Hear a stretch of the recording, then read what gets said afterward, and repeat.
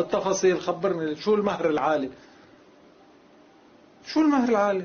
إذا سألنا مين رح يكون حاضر، كيف شكل الحوار، يعني ليش ما منجاوب ايه ومنحدد شو هن مطالب الوزير باسيل اللي هن مطالب تعجيزية. عم بيقول طرح تساؤلات، طب ليش ما منجاوب على هالتساؤلات ومنبرر ليش مثلا. عم بحكي ليش مثلا بده يترأس الرئيس بري، ما بده يكون في شخص موديراتور هو بيدير الحوار. هو عم بيقول انا طرف، صح؟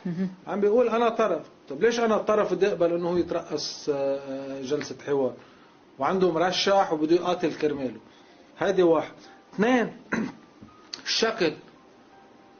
ثلاثة، جدول الاعمال. ما في اجابات يعني عليهم. مين هن المدعوين؟